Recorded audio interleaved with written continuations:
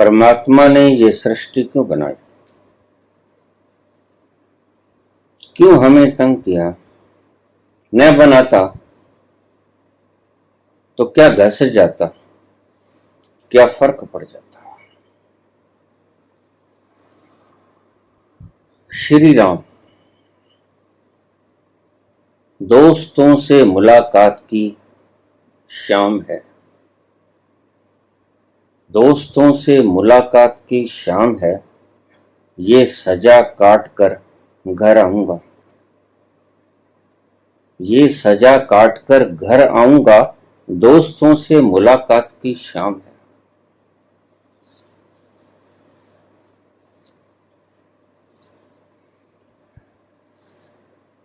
ये एक खेल है परमात्मा का। भड़को मत, भड़को।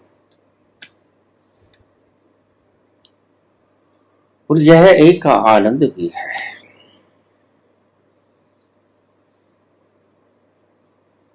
ये एक खेल भी है और ये एक आनंद भी है। बहुत साल पहले मेरे पास एक व्यक्ति आया, मुझे कहने लगे कि इतना पछड़ा क्यों बनाया उसने, क्यों इतना खिलाड़ा किया।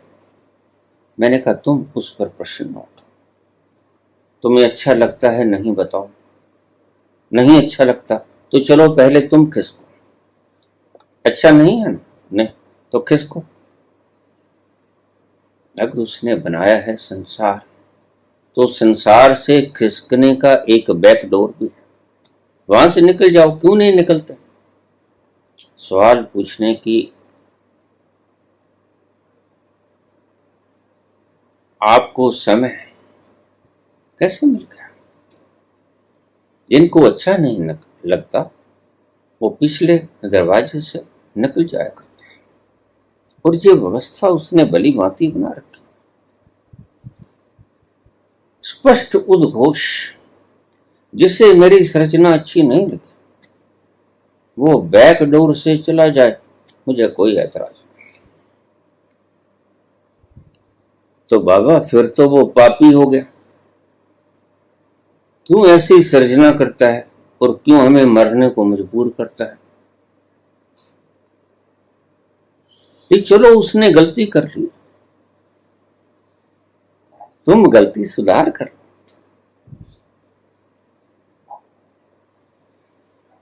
दोस्तों से मुलाकात की शाम है, ये सजा काट कर घर आऊंगा।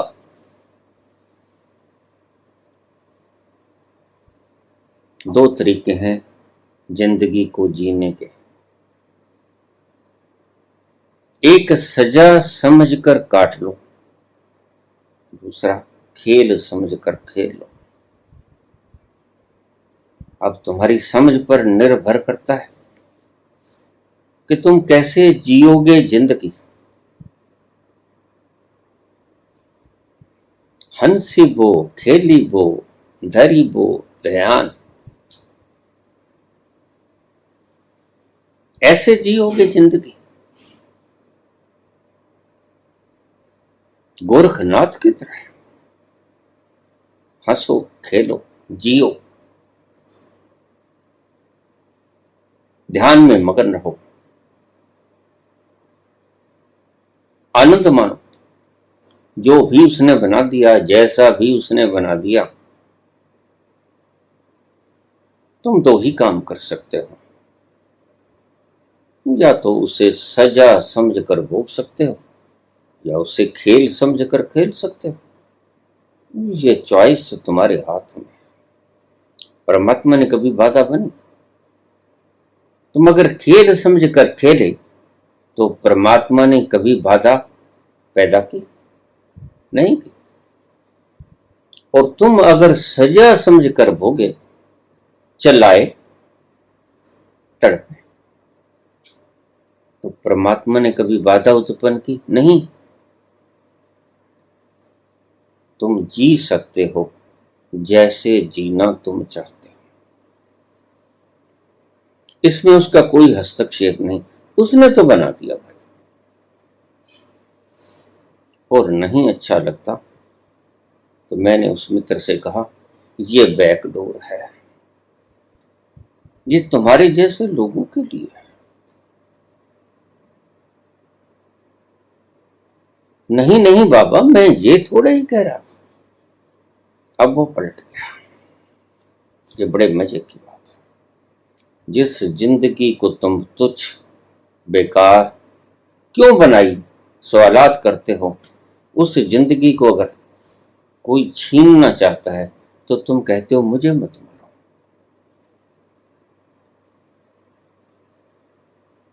ये दोगलापन ना तुम्हें जीने देता है, ना तुम्हें मरने देता है। तुम्हें पता ही नहीं कि तुम क्या कह रहे हो।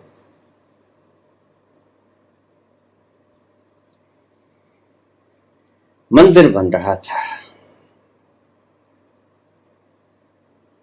और वहां पर भाटा कूटने वाले, बजरी बनाने वाले ईंटों को तोड़ तोड़ कर वो बना रहे थे। 3 लोग बैठे थे थोड़ी थोड़ी दूर पर। धूप थी, गहरी धूप थी, और नारद पहले व्यक्ति के पास गए। नारायण नारायण, क्या कर रहे हो पुत्र? अरे बाबा, क्या कर रहे हो? ये गले में ढोल डाल दिया, अब बजाना तो पड़ेगा ही। वो नारद थे। अगर कहीं मैं होता तो मैं उसे कह देता, कौन मजबूर करता है, मत बजाओ। ढोल डाल दिया तो डाल दिया, तुम्हें बजाना आवश्यक थोड़ी।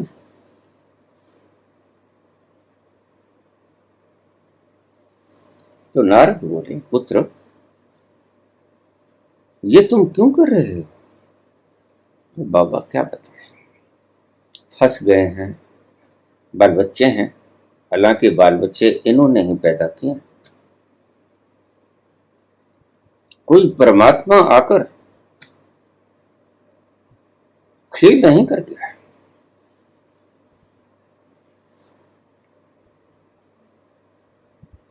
तो धंधा पीटना ही पड़ेगा। शाम को राशन भी लेके जाना है, वस्त्र भी फटे हुए हैं, घर का सारा सामान जाते वक्त लेके जाना है। नारायण नारायण, दूसरे के पास चले। पुत्र क्या कर रहे हो?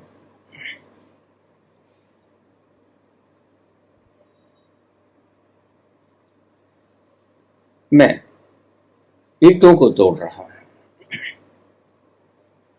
मंदिर बनेगा और मंदिर भी बनेगा, लोग बाग आया करेंगे, हम भी आया करेंगे, और इतना सुंदर मंदिर बनेगा, यहां आकर घड़ी 2 घड़ी विश्राम किया करेंगे।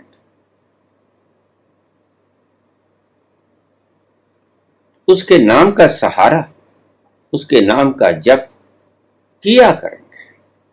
कैसा सुंदर अलौकिक वातावरण होगा। और काम का काम और गुठलियों के दाम, सांझ जो मेहनत आना मिलेगा उससे अपने बच्चों का पोषण कर लूंगा।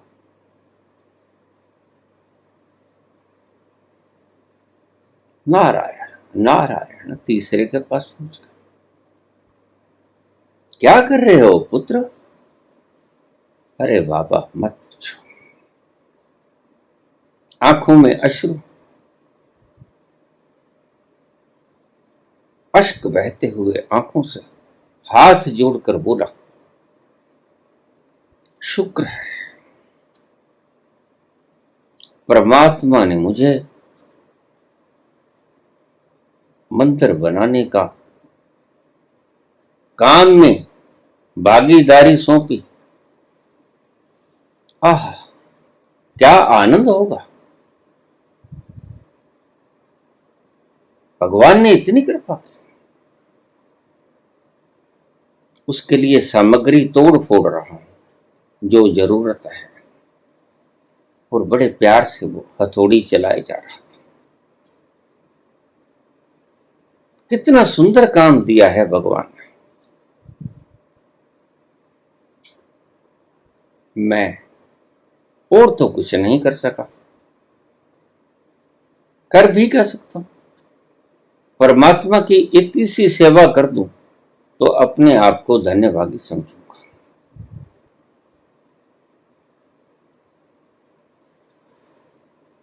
नारद ने पूछा, पुत्र क्या तुमने इसकी एवज में कुछ मुआवजा भी मिलेगा? सांझ? अरे बाबा, उसकी तो कभी चिंता भी नहीं की। वह तो जिसका काम करेंगे दे ही देगा, न भी करेंगे तो भी दे ही देगा। ये काम का लुत्फ तो उठा लें, ये काम का आनंद तो मान लें। उस प्रभु की याद तो कर रहे, जिसकी मूर्ति को मंदिर के भीतर प्रतिस्थापित किया जाएगा और अहोभाव से उसकी मूर्ति के सामने बैठकर हम अश्रु बहाएंगे।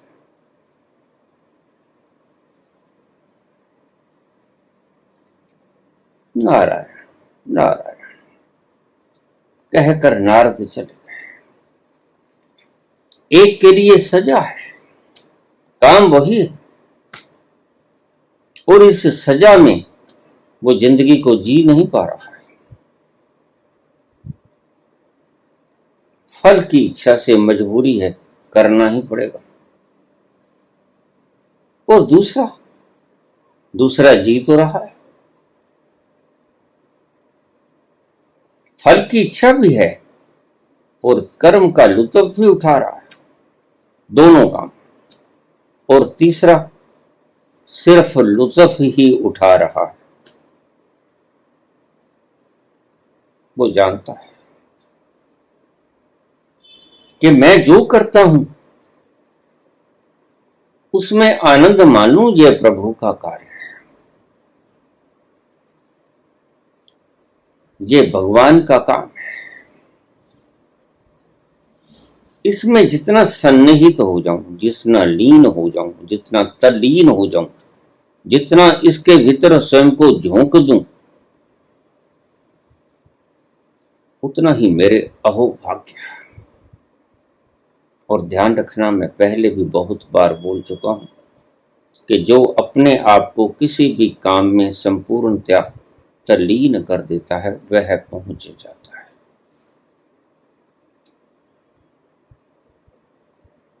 तुम कर्मों का बोझा उठाए उठाए,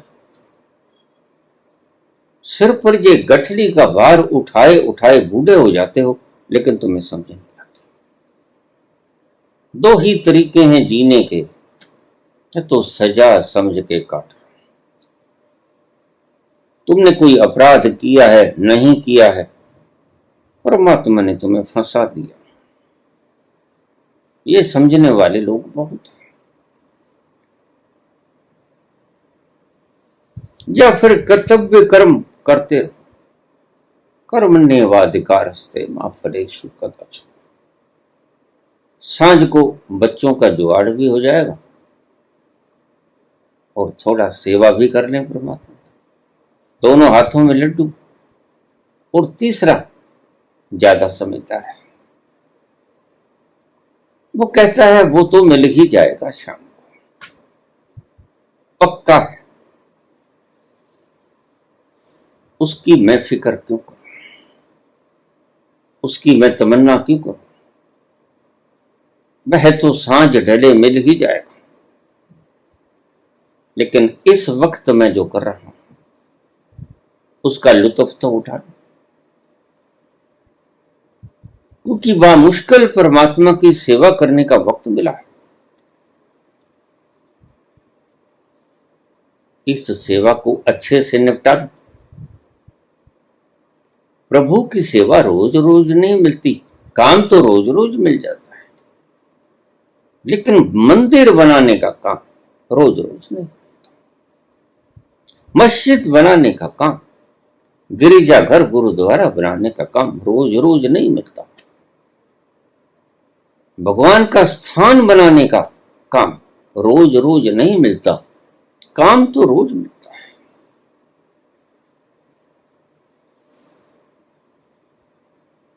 दो तरीके हैं जिंदगी के, जैसा चाहे जी लो।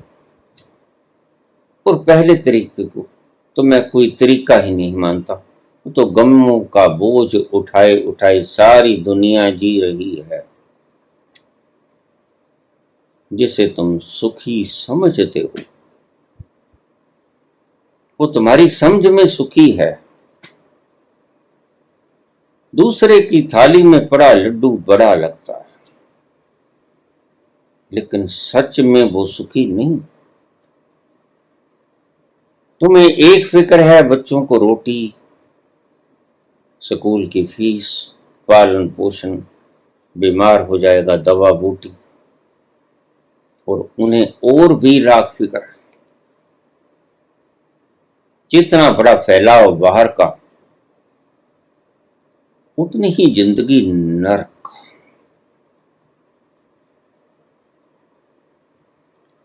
कभी उस कारखाने में हड़ताल न हो जाए, कभी उस कारखाने में लेबर ना घट जाए, कोई अच्छा मिस्त्री छुट्टी ना ले ले, कोई अच्छा मिस्त्री शादी करने ना चला जाए, तो मेरा क्या होगा? तुम अच्छे मिस्त्रियों को शादी भी नहीं करनी।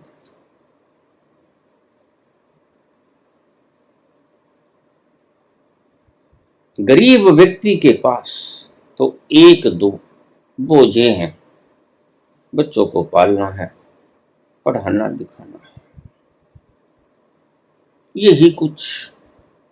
लेकिन अमीर व्यक्तियों के पास जो पूंजी कमाई छीन झपट के उसकी रक्षा करनी, चौकीदारी करनी,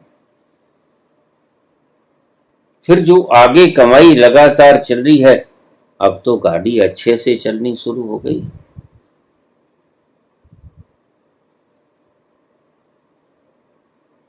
तो उसको कैसे चलते रहने देना है? लाखों बोझ उनके सर पे सवार, तुम अपने आप को खुश नसीब समझो।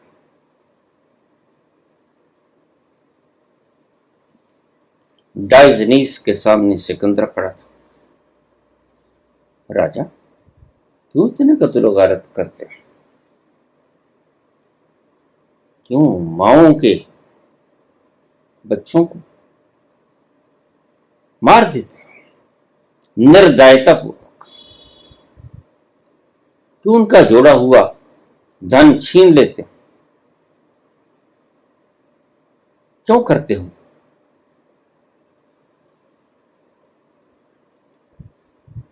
बोला सिकंदर, मैं सारी धरती को जीत लेना चाहता हूं।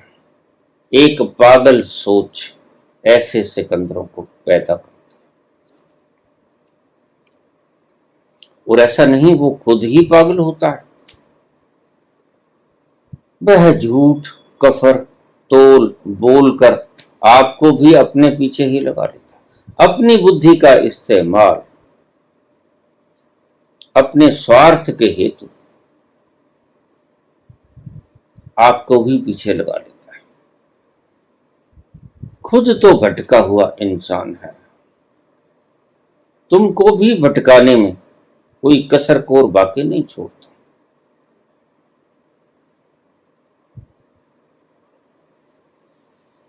ऐसा व्यक्ति तुम्हारा क्या भले करेगा, जिसका खुद ही अभी भला नहीं हुआ।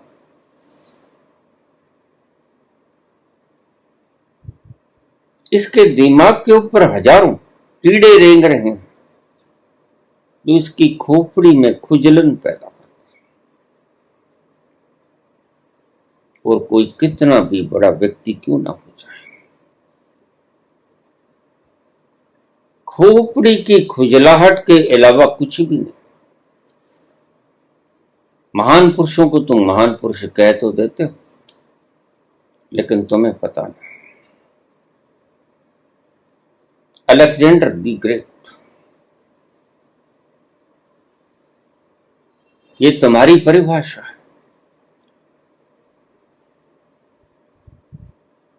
ये तुम्हारा संबोधन है।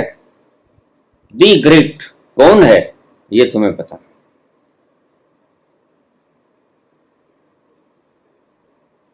बेपरवाहियां तेरियां, रब डाटा बेपरवाह।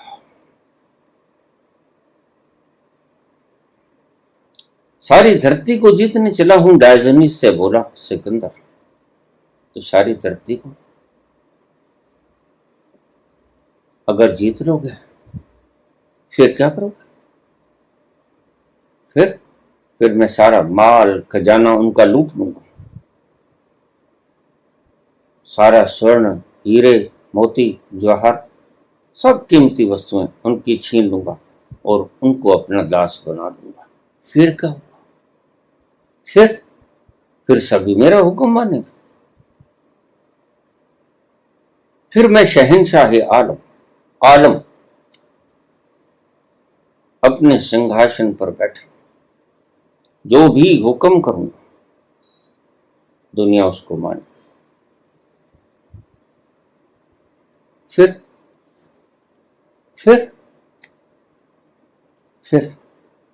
मैं आराम करूंगा। आह, सारी दुनिया का मालिक, एक छत्र राज्य है मेरा।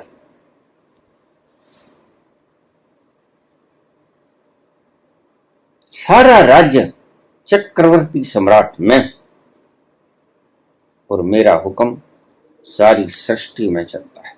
सारी धरती पर कोई व्यक्ति ऐसा नहीं जो मेरा हुक्म न माने। फिर क्या करोगे? फिर आराम करूंगा। ये सब कुछ पाकर आराम करूंगा। तो डायोजनीस बोला, अगर आराम करने के लिए इतना कुछ कूड़ा कबाड़ा करते हो सिकंदर, तो मेरी तरफ देखो। सर्द रात, सूरज निकला है, धूप सेक रहा हूं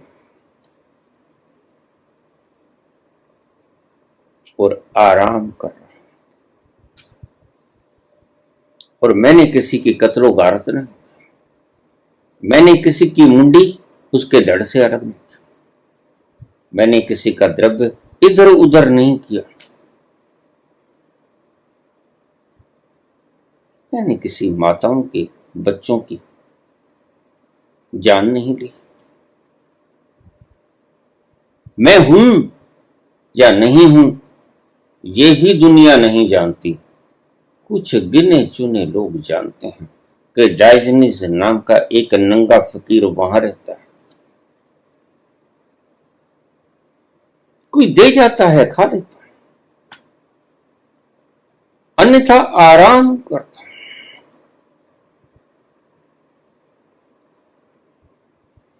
और सिकंदर, अगर तुमने आराम ही करना है इतना कुछ करने के बाद, तो इतनी झंझट काहे लिया? आराम ज्यादा बढ़िया मेरी अवस्था में होता है। आज तू जिनको मारता है, कल को तू आराम नहीं कर सकेगा डायोजनीस, क्योंकि वो तुझे मारेंगे। बल से न मारेंगे, छल से मारेंगे, लेकिन मुझे ना कोई बल से मारेगा न छल से मारेगा, क्योंकि मैंने ऐसा कोई कृत्य ही नहीं किया। मुझे कोई मारेगा भी क्यों? मैंने कोई हुक्म देकर दुनिया को त्रास नहीं दिया, मैंने दुनिया को अपने हुक्म के भीतर बांधा नहीं। मैं अपनी मौज में मस्त हूं, अपनी फकीरी से मस्त, आनंद के अहोभाव में गीत गुनगुनाते गुनगुनाते कब सुबह से सांझ और कब सांझ से सुबह हो जाती है मुझे कोई पता ही नहीं चलता।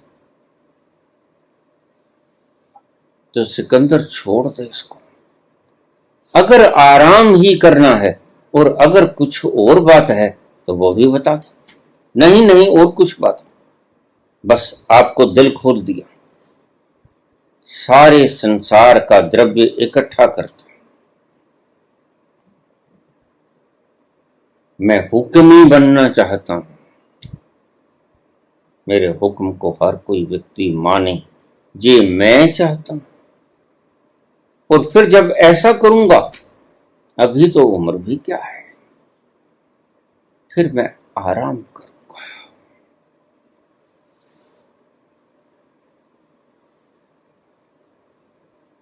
तो फिर डायोजनीस कहने लगा, सिकंदर तुम रास्ते गलत अख्तियार कर लिए हैं, तुम गलत राहों पर चल पड़े, तुम भटकोगे। अगर आराम ही करना तुम्हारा लक्ष्य तो फिर ये कत्लो गारत व्यर्थ है। ये लोगों की स्वर्ण मुद्राओं को छीन लेना और अपने कब्जे में रख लेना व्यर्थ है। तुम देख लेना सिकंदर, एक दिन मेरा आराम तो मेरे पास रह जाएगा, लेकिन तुम्हारी कत्लो गारत से लूटा गया धन तुम्हारे साथ नहीं जाएगा। तुम्हारी कत्लो गारत से, तुम्हारे हुक्मी बनने से ये जो लोग तुम्हारे पीछे लगे हैं, जो तुम्हारे लिए लड़ रहे हैं, ये तुम्हारा साथ नहीं निभाएंगे। सच पूछो तो ये तुम्हारा साथ निभा सकेंगे नहीं, चाहेंगे तो भी। और बिल्कुल ऐसा ही हुआ। डायोजनीस तो मस्ती मानता रहा। सिकंदर ने डर भय भी दिखाया, लेकिन ऐसे व्यक्ति जो परमात्मा में लीन हो जाते हैं, परमात्मा ही के गुणों से संपन्न हो जाते हैं। और एक बात को ध्यान में रखना है, ये गुण जो बाबा ने मूल मंत्र में बताए, अगर ये संत में गुण नहीं आए तो समझ लेना कि यह उस ओशन में कूदा नहीं। एक ओंकार, जिसके लिए एक परमात्मा ही सारे अस्तित्व में विद्यमान, सत नाम करता पुरुष, वो करता है सब कुछ, वो करता है, तुम्हारे वश में कुछ नहीं। और अगर कुछ वश में है तो मुझे बताओ। मेरे पास बड़े बड़े वैज्ञानिकों के फोन आ जाते हैं, बड़ी बड़ी बातें करते हैं, प्रश्न उठा लेते हैं। मैंने कहा इस खोपड़ी की खुजलाहट को बंद करो, प्रश्न पूछो, तुम्हारी सही तमन्ना है क्या? तो उन्हें खुद भी नहीं पता होता कि हमारी भीतरी अंकाक्षा क्या है।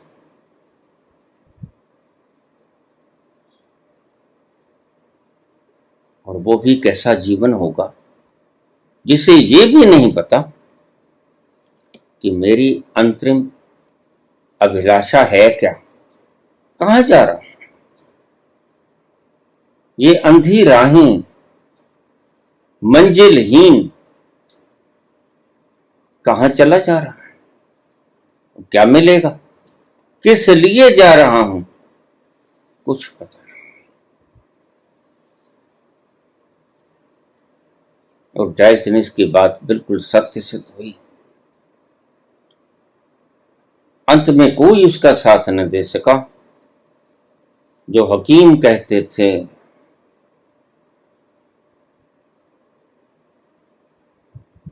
कि हमारी ये दवा बेकार नहीं जाएगी, हम करेंगे राजा तेरा इलाज, वो काम ना पड़े। और जो इकट्ठा किया था वो साथ ना गया, साथ गया कुछ भी नहीं, लेकिन उसके कर्मों की शूल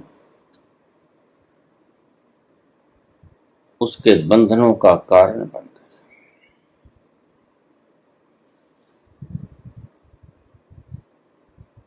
उसने कहा कि अच्छा लुकमान, ऐसा कर,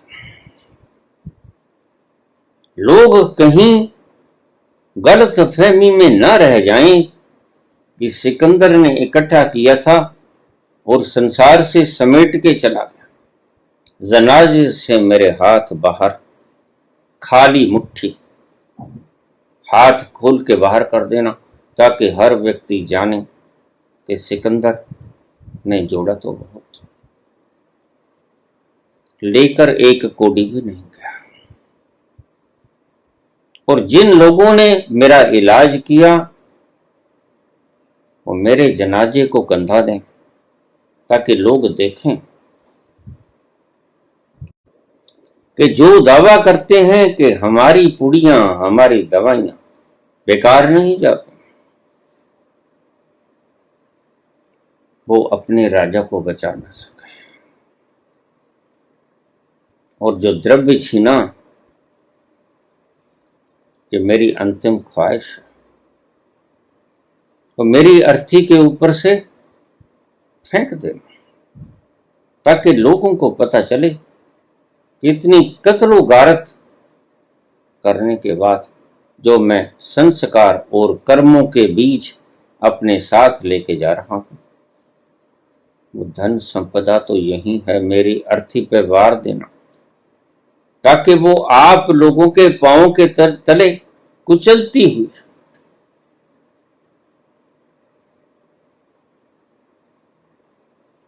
व्यर्थ हो जाए, बेइज्जत हो जाए। कितनी मुश्किलात से इसे जोड़ा था, कितने लोगों के शवों पे ये इकट्ठा किया था, लेकिन ये साथ न गए।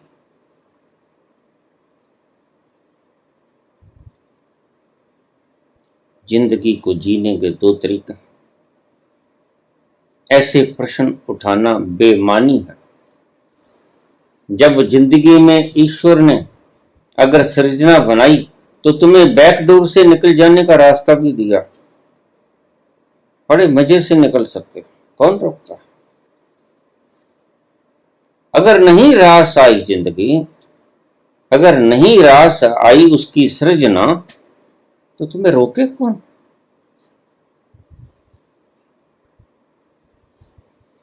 एक लकड़हारा अपनी जिंदगी से ऊब गया था। रोज रोज जंगल जाना, लकड़ी काटना, सूखी सूखी और बांध लेना गट्ठर, बूढ़ा हो गया है, कमर झुक गई, तंग आ गया है। लकड़ियां तोड़ी, गट्ठर बांधा, रस्सी लगाई और थक गया। और उस थकावट के अंदाज में बोला, हे परमात्मा, अब तो बहुत हुआ, अब तो उठा ले। तो परमात्मा ने सुन ली। परमात्मा का कोई पता नहीं कब सुन ले, ध्यान से बोला करो। तो परमात्मा आ गया, चल भाई, कौन हो? मैं परमात्मा, मौत के रूप में तुम्हारे सामने, तुमने पुकारा था कि अब तो उठा ले, तो कपने लगा। तुम बातें ही करते हो, जब मौत सामने आएगी तो बिल्कुल उस लकड़हारे जैसा ही तुम्हारा भी अंजाम होगा, तुम भी कपोगे। चाहे पल्ले तुम्हारे कुछ हो, चाहे गरीब हो, चाहे सम्राट, टेढ़ी कमरिया, और हे भगवान उठा ले, बहुत हुआ, बूढ़ा हो गया, अब तो ये गट्ठर उठाया नहीं जाता, अब तो ये भार ढोआ नहीं जाता। तो भगवान बोले, चल चल चले। कपने लग गया, कहां चले? अरे तू थक गया है, छोड़ इस जीवन को। नहीं नहीं भगवान, मैंने तो कहा था उठा ले, यही कहा था। तो मैंने ये कहा था इस गट्ठड़ को उठा ले, मेरे सिर पर रख। तुम हजार बहाने सोच लेते हो वक्त पर, मृत्यु तुम्हें हजार बहाने खोजने को बाधित कर देती। कब कहा था मुझे उठा ले? मैंने कहा था इस गठड़ को उठा ले, बूढ़ा हो गया हूं, कमर झुक गई, सर पे रख दे, इतनी कृपा तो कर। और तो कोई काम धाम का तू है नहीं, इतनी कृपा तो कर दे। इस गठड़ को उठा और मेरे सिर पर रख दे, मैं वृद्ध हो गया हूं, तीर कमान जैसी मेरी रीढ़ की हड्डी हो गई, इतनी कृपा तो कर दे। तो प्रभु ने गठड़ उठाया, उसके सिर पर रख दिया और मुस्कुराते हुए चले। बस तुम्हारी यही मनोदशा, तुम मरना नहीं चाहते। यद्यपि ऐसे प्रश्न रोज पूछ लेते हो और तुम्हारे जैसे पागल बहुत से लोग मेरे चैनल पर रोज आते हैं, क्यों बनाया? अरे भाई तुम्हें क्या एतराज है, उसने तो बना दिया, तुम बना लो। उसने बना दिया, क्यों बनाया? मेरे से क्या पूछते, मैंने थोड़ा बनाया, उससे पूछो, मैंने नहीं बनाया। क्यों बनाया? ये तो बनाने वाले से पूछो। जा करता सृष्टि को साजा, आपे जाने सोए। उसे पता है जिसने सृजना की है, सृष्टि की रचना की है, कि उसने बनाया क्यों। जा करता सृष्टि को साजा, आपे जाने सोई। वह जानता है, मैं क्या जानता, मैंने थोड़ा बनाया।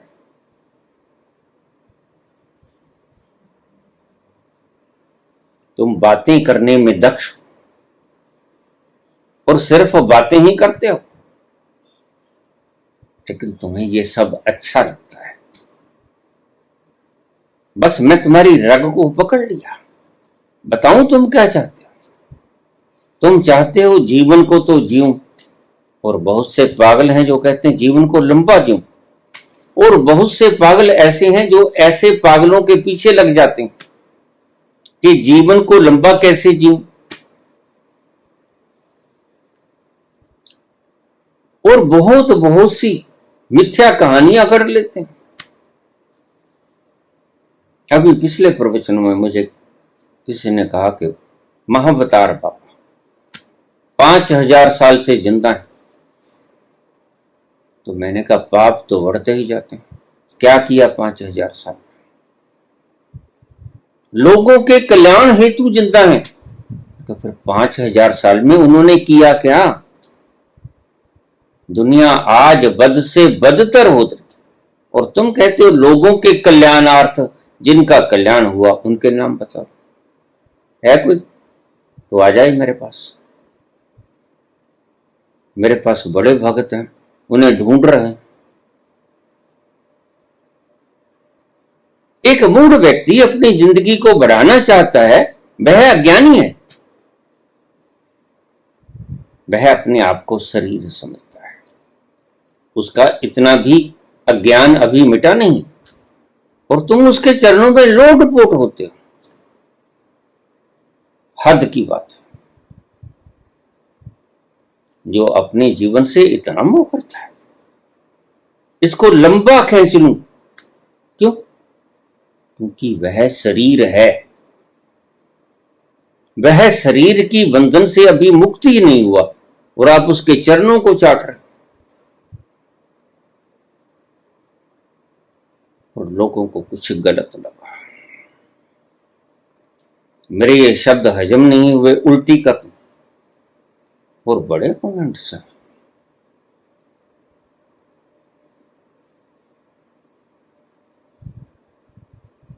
ऐसे मूर्खों को, मूढ़ों को, अज्ञानियों को तुम सम्मान देते हो, जो लंबा जीना चाहते हो, जो लंबा जी के बता दिए। लंबा जीना कोई बहुत बड़ी उपलब्धि नहीं है, और अगर कोई जी ही लिया है तो उसने कोई आसमान सर पे नहीं उठा दिया है, कोई बहुत बड़ी बात है। आज नहीं कल विज्ञान ऐसी चीजें खोज लेगा, जब तक तुम चाहो जी सकोगे। खोज में लगा हुआ है। लेकिन मैं कहता हूं पत्थर करोड़ों साल तक जीता है,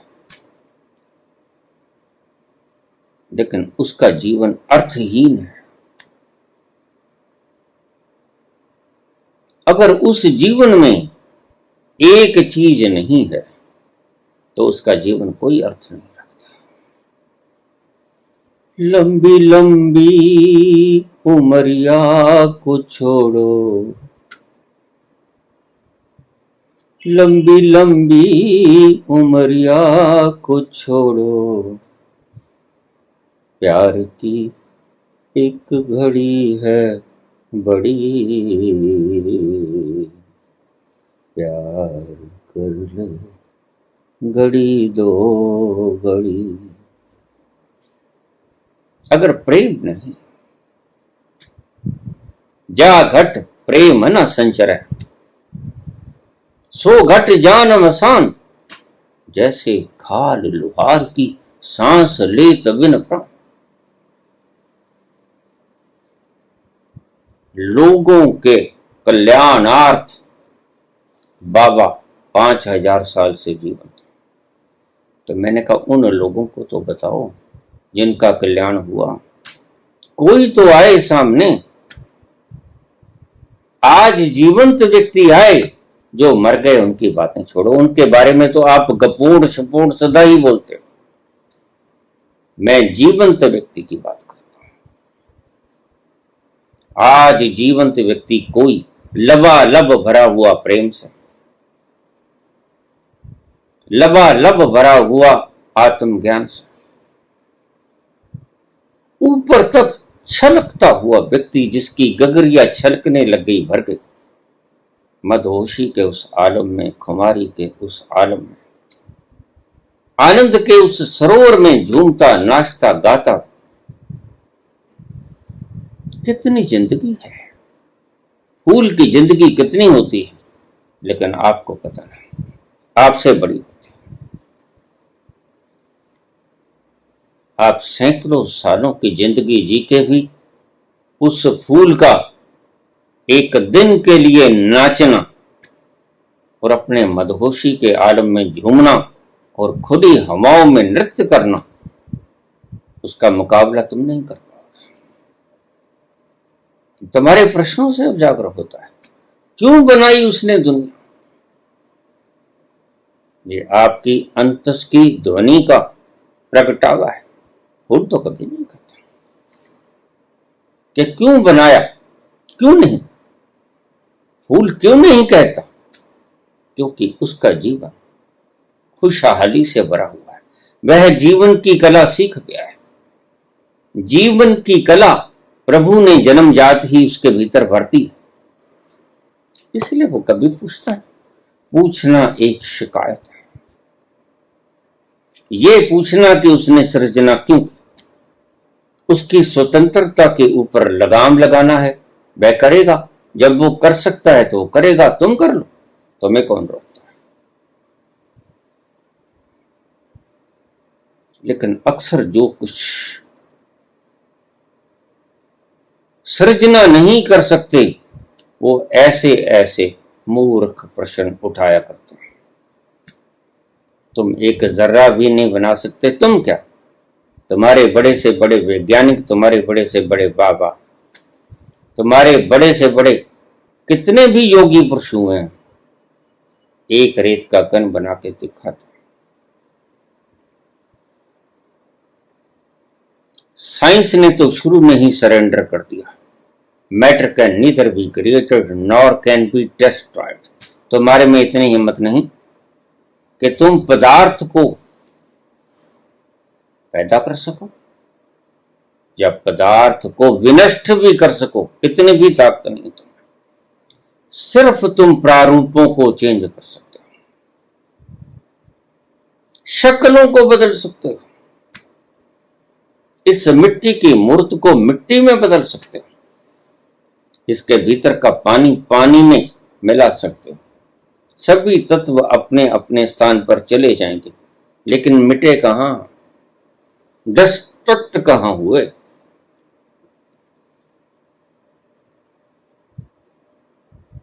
हमारी मूढ़ मान्यताएं हमें भटकाती हैं। और हम कब समझेंगे? लगता है हमें शायद कभी समझ आएगी। इसलिए कोई इक्का दुक्का व्यक्ति कभी समझ पाता है, अन्यथा लोग मदारीपन ही दिखलाते रहते हैं। ये देखो मैंने लिख दिया, तुम्हें क्या तकलीफ है? अरे भाई कमाल हो गई। डॉक्टर अगर लिख दे तुम्हें क्या तकलीफ है तो वह इलाज भी कर देगा, ये क्या पक्का है? इससे तो अच्छा वो डॉक्टर है जिसके पास जाकर आप अपनी तकलीफ बता दो।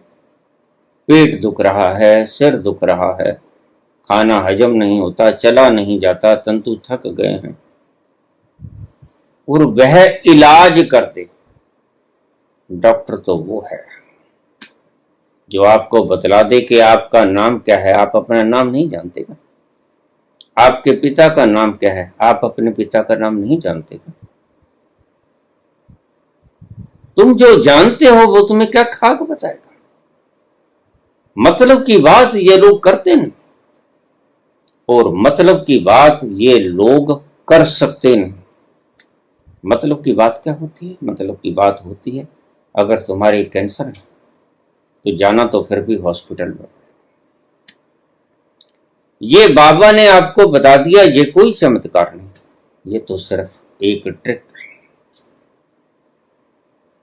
इनके धंधे आज नहीं कल चौपट हो जाएंगे। और वैसे भी क्या अर्थ है? जो चीज तुम जानते ही हो उसे सुनने के लिए इतनी दूरी तय करना कितना उचित है? क्यों जाते हो? तुम दुखी हो, रोग से दुखी हो, कष्ट से दुखी हो, तकलीफ से दुखी हो, किसी भी चीज से तुम दुखी हो, पर तुम सुखी नहीं, और तुम सुख की तलाश में दर दर मारे फिरते हो। मेरी जिंदगी में बहुत ऐसे व्यक्ति आए जिन्होंने अपनी तमाशे दिखाए और देखते ही देखते वो विलीन हो गए। कभी कोई मोर पंख लगा देता है और उसका रोग ठीक हो जाता है, कभी कोई आशीर्वाद दे देता है और उसका रोग ठीक हो जाता है, कभी मूर्तियों को दूध पिलाने लग जाते हैं। हद हो गई। मूर्तियों में तुम तो प्राण प्रतिष्ठा को तो कर देते हो। तुम्हारे पंडितों ने तुम्हें इतना मूढ़ बना दिया है। अगर ये लोग मूर्तियों में प्राण प्रतिष्ठा कर देते हैं तो इनके घर में कोई ना कोई तो मरा होगा या मरेगा, उसमें प्राण प्रतिष्ठा करके दिखाएं, वो है सही प्राण प्रतिष्ठा। और फिर जिस मूर्ति के अंदर तुम प्राण प्रतिष्ठा करते हो, ना तो वो खाती, ना वो बोलती, ना वो शेर से उठकर नीचे उतरती, एक पांव की उंगली भी नहीं हिलाती, फिर तुमने कहा खाक प्राण प्रतिष्ठा।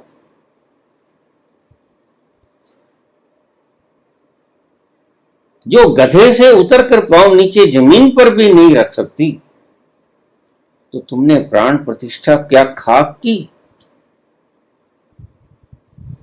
ऐसे ही उलझे उलझे फुटबॉल की तरह कोई इधर से किक मार देता है, उधर भाग जाता है, उधर से भी किक मारने वाले बैठे हैं, तुम उधर से इधर आ जाते हो।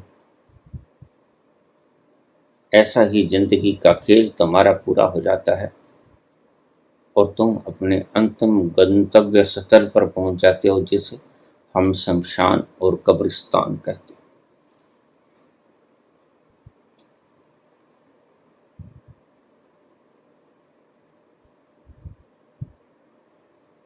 क्यों बनाया ईश्वर ने? उसने तो बना दिया। अब तुम देखो, अच्छा लगता है? तुम्हें बहुत अच्छा लगता है।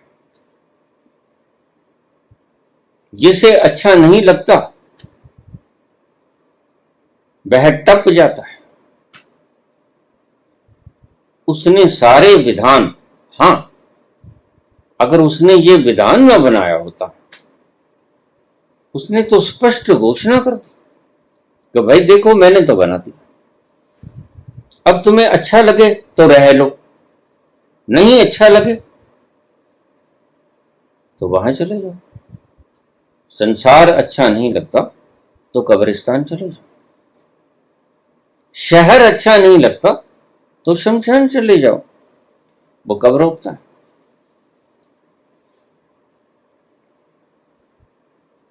तुम प्रश्न पूछते हो जिनका कोई अर्थ नहीं होता। क्यों बनाया? अब ये तो उससे पूछ लो, पहले उसको ढूंढ लो। मैं गौशाला मंदिर जाया करता था, वहां से एक नहर निकलती थी छोटी, वहां एक जमींदार बेचारा इतनी गर्मियों में काम करता, थका हारा, उदास मन, प्यास लगती पानी पीने के लिए, वहां पर छोटी छोटी पूड़ियां बनी थी, उस नहर के अंदर ही थोड़ा सा हाथों को फुलोरता और अंजलि भर के पानी पी लेता। मैं अक्सर आते जाते उससे बातचीत करता रहता। तो मुझे वह कहता, अगर मुझे कभी परमात्मा मिल जाए ना पंडित जी, तो मैं उसे घसा घसा के ना इतना कर दूंगा, इतना।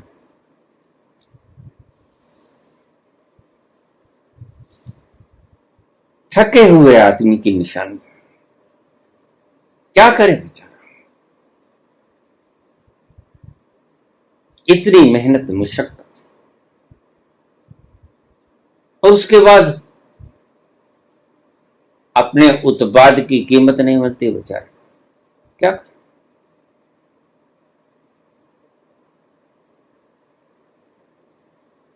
इंडस्ट्रियलिस्ट के लाखों करोड़ रुपए माफ हो जाते हैं, जो कोई मेहनत नहीं करते, एसी के अंदर मजे से बैठे रहते, उनका खिलवाड़ चलता है, कलमों के खेल। और जो बेचारा दिन भर रात मेहनत मुशक्कत, सर्दी की रातों में जब माइनस के ऊपर आ जाता है पारा, तो वह ठंडे पानी में जूतियां उतारकर अपने खेतों को पानी लगाता।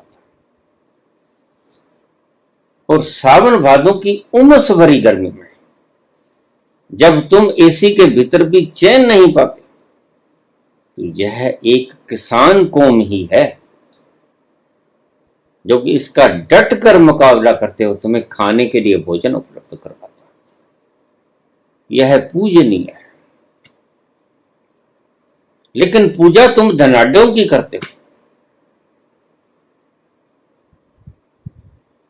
और इनको तुम तिरस्कृत करते हो। प्रश्न ऐसे ऐसे पूछते हो तुम जिनका कोई मतलब निकलता है। दो तरीके हैं जिंदगी के, या तो उसके खेल खेलने में सहायता करो, उसको खेल खेलने में सहयोग करो, फिर देखो कितना लुत्फ आता है।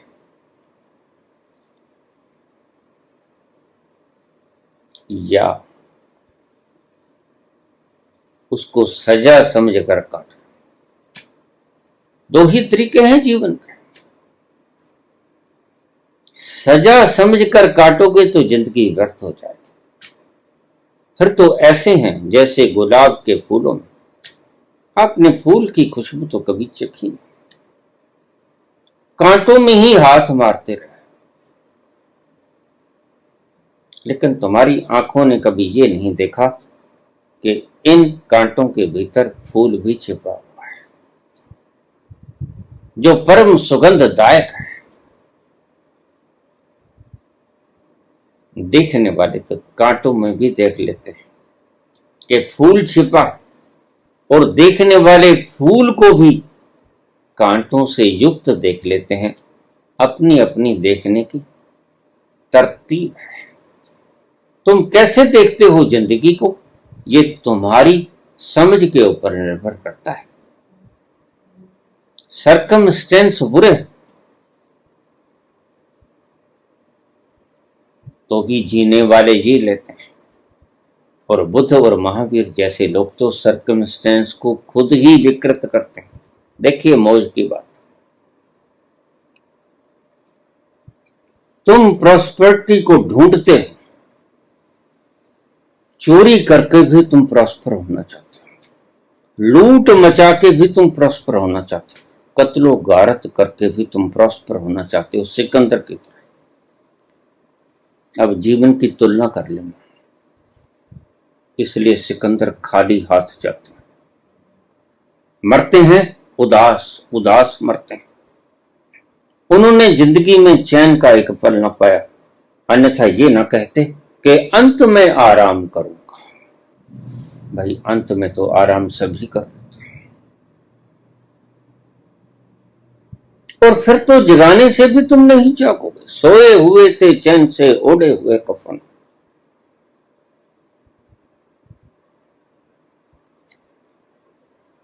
सोए हुए थे चैन से ओढ़े हुए कफन, यहां भी सताने आ गए। किसने पता बता दिया? वह आराम तो जब चाहे कर लेना, लेकिन तुम्हें मौत में भी आराम नहीं मिलता। बड़े मजे की बात, वहां भी तुम अपनी डेड बॉडी के आसपास घूमते ही रहते हो। यह भ्रम तुम्हें बना ही रहता है कि यह शरीर मेरा, ये पता नहीं क्यों ऐसे पड़ा।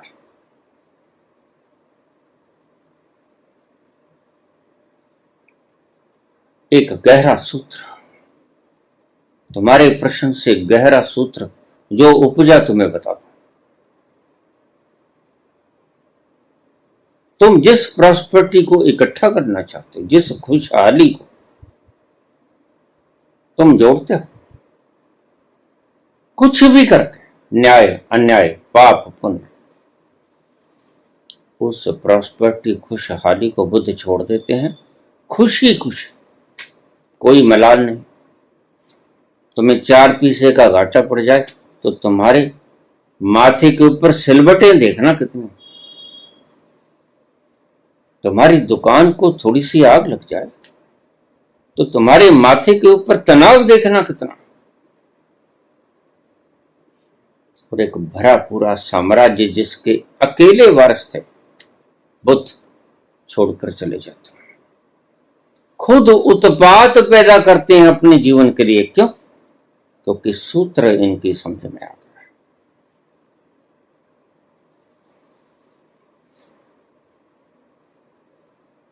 सूत्र इनकी समझ में आ गया है, और ये सूत्र जिसकी समझ में आ जाता है वह शहंशाह का शहंशाह हो जाता है। महावीर के सूत्र समझ में आ गया। ऐसा सूत्र को समझने वाले थोड़े थोड़े लोग होते हैं, कहीं कहीं बिखरे बिखरे। सैकड़ों कोसों के ऊपर कोई दिया जलता है ऐसे लोगों का, और सैकड़ों सालों के बाद, हजारों साल नरगिस अपनी बेनूरी पे रोती है। बड़ी मुश्किल से होता है चमन में दीदा भर पैदा, और आप इतने समझदार आदमी हो, आप इनके लिए पिस्तौल, तलवार, सलीब, जहर काट देते हो इनके शरीर को। ये बोलते हैं इनकी जुबान को काट दिया जाता है। तुम ऐसे समझदार हो। वो सूत्र मीरा की समझ में आ गया, ये तुम्हारी किशोरियों को समझ में आएगा। बड़े मजे की बात है, मैंने पहले भी कहा था, जिस छोटी छोटी बच्चियों ने अभी जीवन जी के नहीं देखा, उसके पास हाउ टू लिव लाइफ, जीवन कैसे जिया जाता है, यह सीखने के लिए लाखों की जनता बैठी होती है। जिस संभोग का आनंद का बखान ये किशोरियां करती, एक शूद्र संभोगरत था। तो मैं अक्सर ही कहा करता हूं, या तो ये झूठ बोलती हैं या कैरेक्टर ढीला है, दोनों में से एक ही।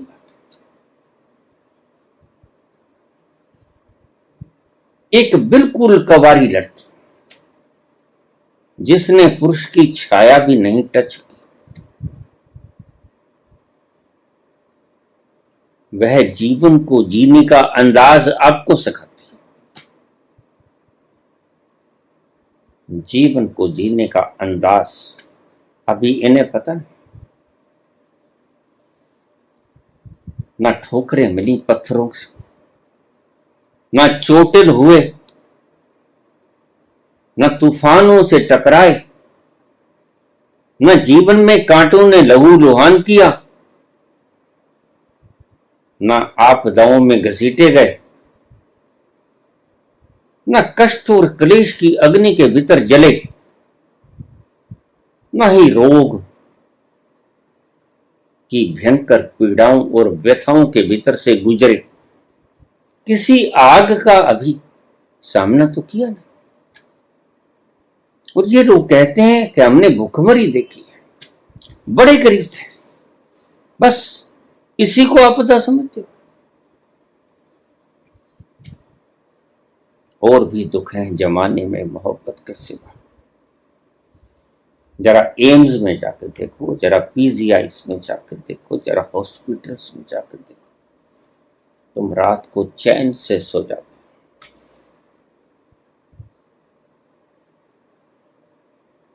तुम ये ड्रामेबाजी करके त्रिपुंड लगा गदम गदम आसन पर बैठकर बकवास करने में निष्णात।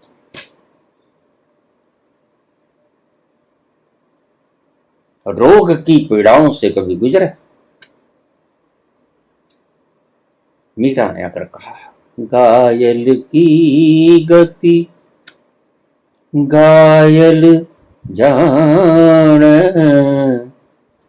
घायल की गति घायल जान, या जिन घायल हो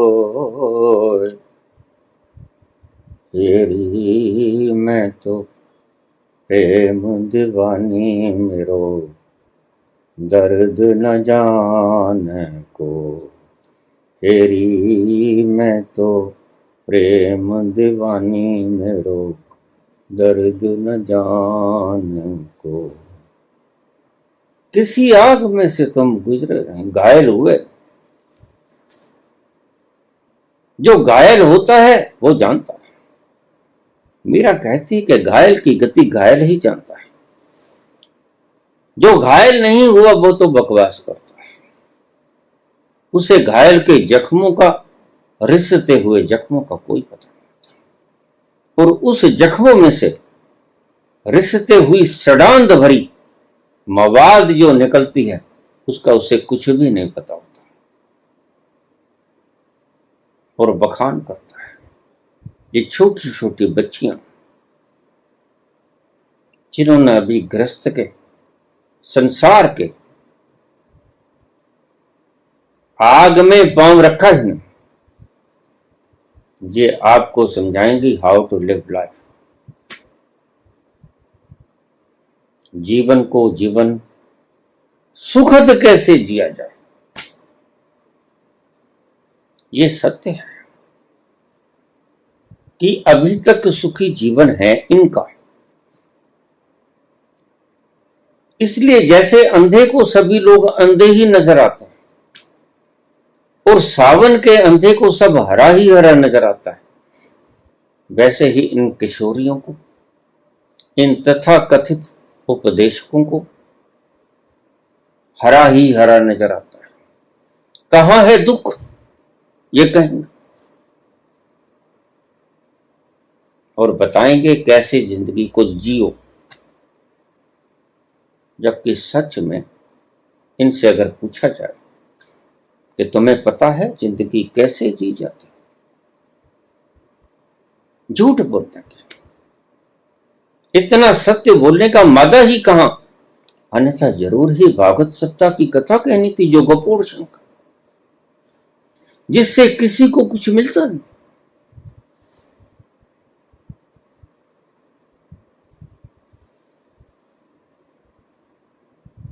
तो जिन चीजों को तुम पाना चाहते हो उनको बुद्ध छोड़ देते हो। और बड़ी मजे की बात है, छोड़ते भी अर्धरात्रि को है कि किसी को पता ना चल जाए। चोरों की बात, अपने ही द्रव्य को छोड़कर भाग जाते। क्यों भाग जाते हैं ये तुमने कभी नहीं सोचा।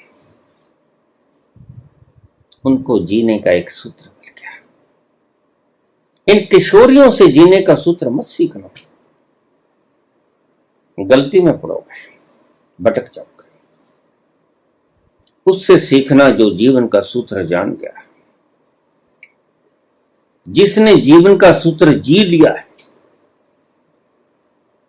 जीवन का सूत्र तुम्हें बुद्ध बता सकते हैं।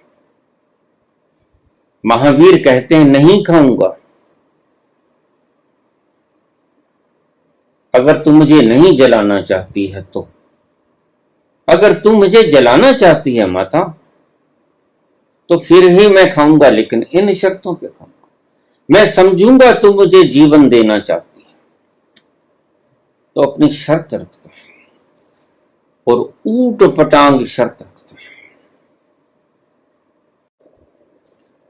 महावीर शर्त रखकर खाते हैं और उनकी शर्त पूरी करती है। और तुम छीन के डाका मार के खा जाते हो और तुम अपने आप को उसके बराबर समझते हो।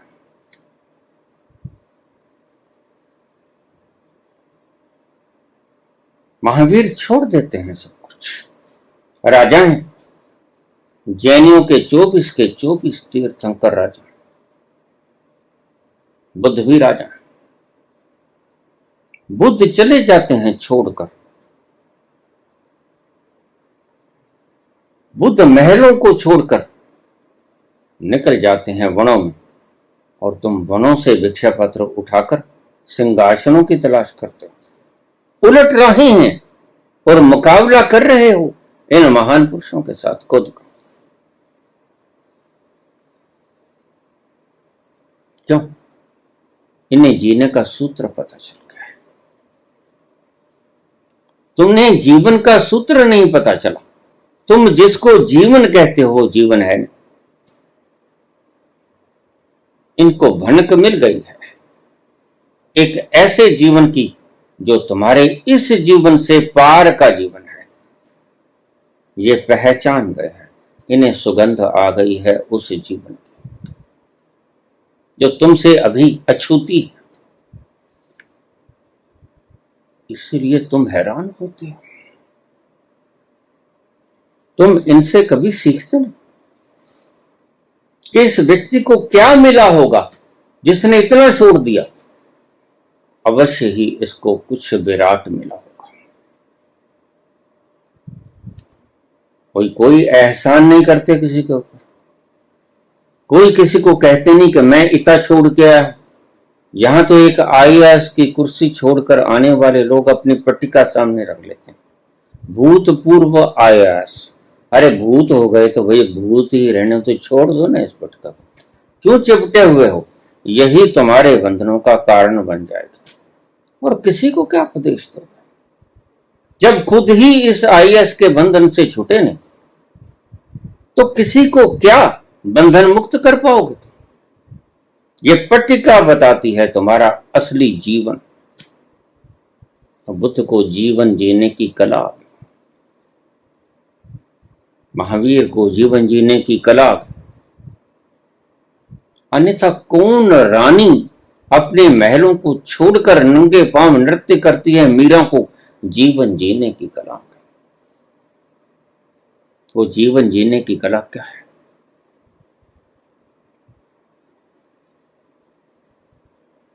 दो तरीके मैंने समझाए शुरू में। या तो जीवन को एक सजा समझकर जी लो, वो तो कोई जीना पीना, वह तो एक दिनों को धक्के देना है। अक्सर ही लोग पूछ लेते हैं एक दूसरे से क्या हाल चाल है। भाई क्या करें, किसी न किसी तरह जीवन को धक्के दे रहे हैं। और ये सत्य है, बात ईमानदार है। और एक दूसरी कला है, उसकी लीला है, उसका खेल है। और ये अद्भुत सूत्र अगर आपके हृदय में प्रवेश कर जाए तो मैं स्वयं को सौभाग्यशाली समझूंगा। जो संतों ने मुझे कार्य सौंपा था उसकी पूर्णता होते हुए मैं देखूंगा। अगर इसके आंतरिक रहस्य को तुम समझ पाए, वह खेल खेलता है, ये सब उसका खेल, क्योंकि सब उसका उत्पादन है, सब उसकी सृजना है, सब उसकी क्रिएशन है। और उसने इस क्रिएशन से खेल खेलना चाहा है, और उस खेल के आप भी पात्र हो। सभी उस खेल के पात्र हैं इस संसार के रंगमंच पे। जीने की असली कला यह है, वह जैसे जीवन जीना चाहता है उसके जीवन जीने में सहयोग करो, उसके साथ हो। जो तुद पावे सोई बलिकार। इन शब्दों के भीतर ये गहरा सत्य निहित छुपा पड़ा है। राजी हैं हम उसी में जिसमें तेरी रजा है। अपनी तो यूं भी वाह है और यूं भी वाह वाह। ये कला अगर तुम्हें आ जाए, उसके खेल को खेलने में तुम सहयोगी बन जाओ, काश तुम्हारे हृदय के भीतर ये बात उतर जाए।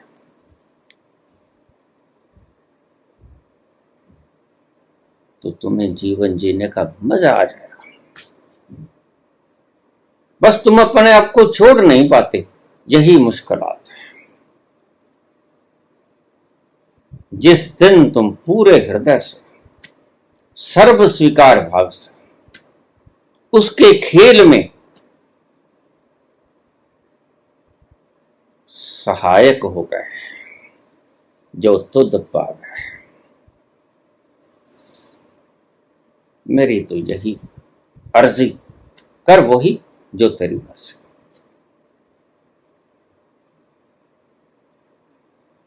वो जैसा करे उसकी इच्छा के साथ हो लो।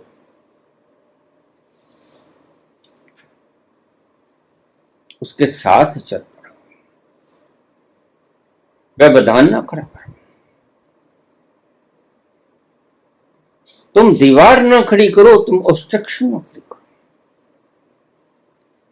वो जैसे जीना चाहता है तुम्हारे जरिए, वैसा उसको जीवन जीने के सहायता करो मत। तुम्हारे में इतनी हिम्मत नहीं। ये मत बोलो जैसे मोटिवेशन स्पीकर कहते हैं करके दिखाएंगे। कुछ नहीं कर सकते, दम से गड़बड़ोगे। एक दिन ऐसा है, तुम जीतते हो, वो तुम्हारी जीत कहां होती है। कुछ वक्त के लिए जीत दिखती है, लेकिन अंतिम हश्र तो उस दिन होता है जिस दिन लकड़ियों के भीतर छीन दिए जाते हैं और धू धू करके ये सुंदर केश जिसे तुम रोज संवारते हो,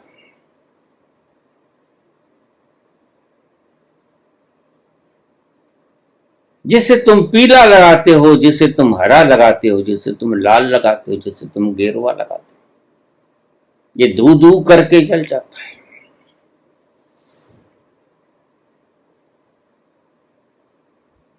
जिसको ये समझ आ गई, वो जीवन की कला सूत्र को समझ गया। बुद्ध को ये जीवन का सूत्र समझा गया, मीरा को जीवन का सूत्र समझा गया। महावीर को जीवन का ये सूत्र समझा गया, नानक को जीवन का ये सूत्र समझा गया। इसको ही सतोरी कहते हैं।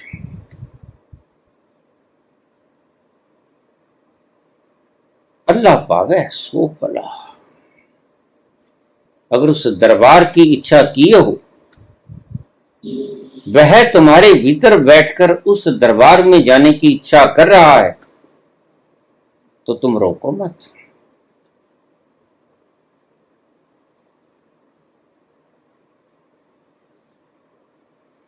फरीदा, सुख दुख एक कर।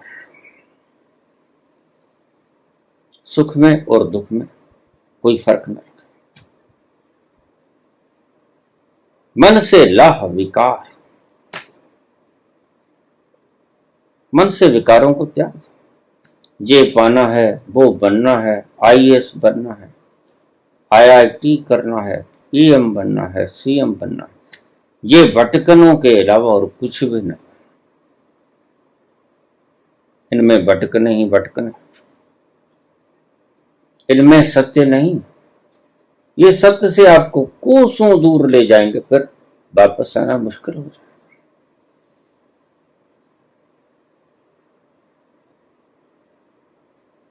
फरीदा, सुख दुख एक कर। कुंती बहुत सियानी, भगवान जा रहे हैं द्वारिका। मां मांगो क्या मांगती है? झोली फैला देती हैं, पुत्र मेरी झोली को दुखों से भर दो। तुम दुखों से भागते हो, और कुंती कहती हैं कि दुखों को मेरी झोली पूर्णतया भर दो दुखों से। मां तुमने ये क्या मांगा? बड़ी अजीब सी मांग रखी। कोई सुख मांग ले? नहीं। तो भगवान मुस्कुराए। जीवन की कला जानते हैं। जो जीवन की कला को जानता है, वह बाहर से दिखने वाले द्वंद्वों में भी निर्द्वंदता को खोज लेगा। बस जीवन की कला आनी चाहिए। फरीदा, सुख दुख एक कर, मन से लाह विकार। ये करना, वो करना, भाग दौड़ सब उतार दे मन से। कोई कहीं नहीं पहुंचाता है। जो बन गए किसी वक्त, उनका हशर देखो क्या हुआ। अंतिम हशर तो मिट्टी के ढेले में तब्दील हो जाना ही होता है। तुम्हारी सभी इच्छाओं का परित्याग कर दो और उसकी इच्छा में चलो। तुम तुम्हारी इच्छा को नेस्तनाबूद कर दो। अल्लाह पावे सो भला। जो ईश्वर को अच्छा लगता है, वह विराट है, उससे लड़ नहीं सकते। इस सृजना का एक अंश, एक कण रेत का, इतनी भी तुम्हारी औकात नहीं। लड़ोगे कैसे विराट के साथ? समर्पण करना ही पड़ेगा। आज कर दो, लाख जन्मों बाद कर दो, लेकिन अंत में समर्पण ही करना पड़ेगा। अल्लाह पावे सो भला, ता लब्बे दरबार। अगर उसके दरबार को देखना चाहते हो, अगर उसके दरबार के आनंद को चखना चाहते हो, तो उसकी इच्छा में सहयोगी हो जाओ। स्वीकार करो और सहयोगी हो जाओ। उसके साथ ही चलते जाओ।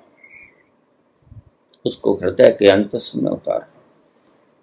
तू अच्छा करे, तू बुरा करे, तेरा ही है। गुरु नानक की तरह तेरा तेरा तेरा। वहां शुरू होता है मदहोशी का वो आलम। वहां शुरू होती है आनंद की वो धारा।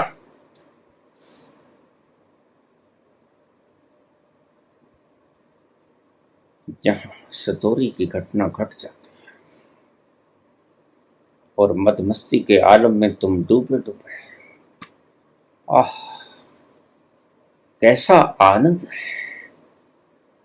मैं कहां भटक रहा था, बीहड़ जंगलों में, कंटकीले मार्गों में, पथरीली राहों में जख्मी हो गया, रोमा।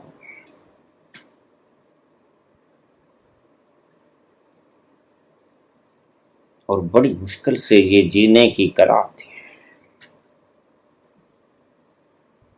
ये लगेगा जैसे दुश्मन है, लगेगा, है नहीं।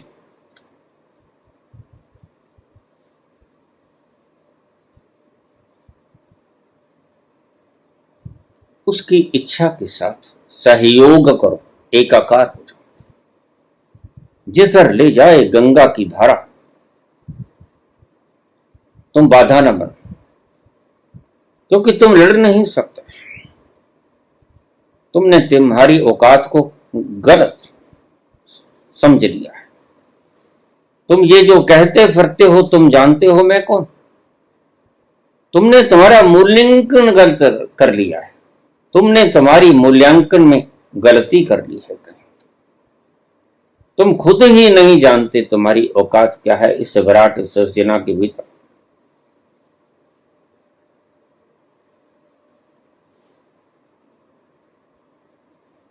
जीवन की कला सीखनी है तो बुद्ध से सीखो। जो छोड़ देते हैं सब कुछ, इन फीस मांगने वाले भागवत सप्ताह की कथा कहने वालों से कुछ मत सीखो। इनकी तो फीस की नुमाइश देखकर भाग जाना बस। अभी द्रव्य को इकट्ठा करने की कवायद चालू है और तुम्हें भी हाउ टू बिकम बिलियनियर सिखा रहे हैं। ये क्या खाक जीवन को जिया होगा इन्होंने, जिनकी खुद की तृष्णा नहीं मिटी। तो तुम्हें क्या समझाएगा। न माया मरी, न मन मरा, मर मर गए शरीर, आशा तृष्णा न मरी, कह गए भक्त कबीर। ये लक्षण है।